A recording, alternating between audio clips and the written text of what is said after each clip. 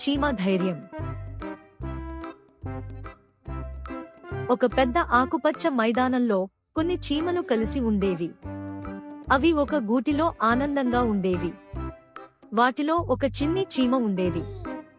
అది చాలా చిన్నగా ఉండేది, అందుకే ఇతర చీమలు పెద్ద పనులు చేయలేదని అనుకునేవారు. నువ్వు చిన్న చిన్న ఆహారం ముక్కలనే తీసుకెళ్ళు అని చెప్పేవారు. పెద్ద పనులు పెద్ద చీమల కోసం అని అనేవి.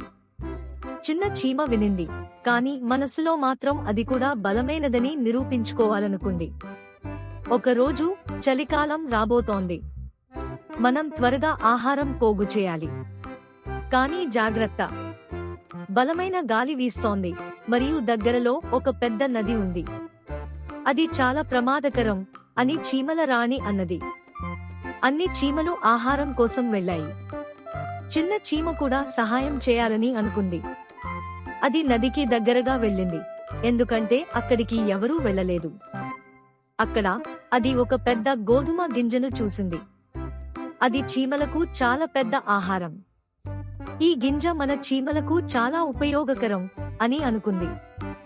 అయితే అది ఆ గింజను ఎత్తబోతున్నప్పుడు ఒక్కసారిగా బలమైన గాలి వచ్చి దాన్ని ఎగరగొట్టింది.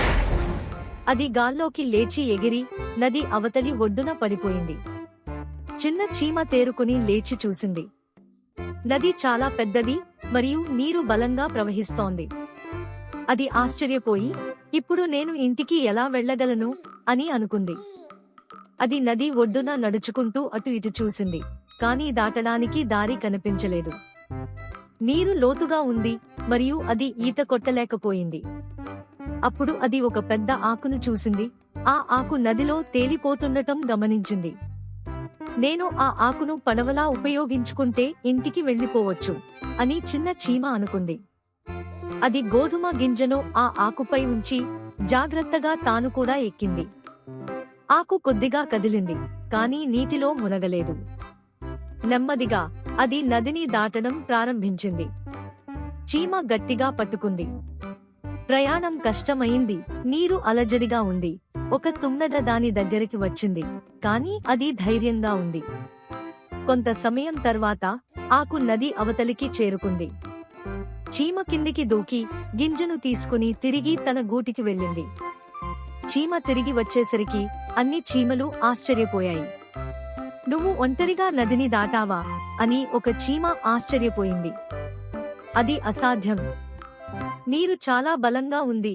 ఎలా నదిని దాటావు అని మరొక చీమ అంది. చిన్న చీమ చిరునవ్వు చిందించింది. నేను నా మెదడు ఉపయోగించాను. నేను ఆకును పడవలా ఉపయోగించుకుని నది దాటాను అని చెప్పింది. చీమల రాణి ఇదంతా చూసి చాలా సంతోషించింది. చిన్నవాళ్లు అయినా సరే తెలివిగా ఆలోచిస్తే ఎంత పెద్ద సమస్యనైనా పరిష్కరించగలరు అని నువ్వు చూపించావు అని చిన్న చీమను పొగిడింది. ఆ రోజు నుండి ఇతర చీమలు దాన్ని గౌరవించాయి.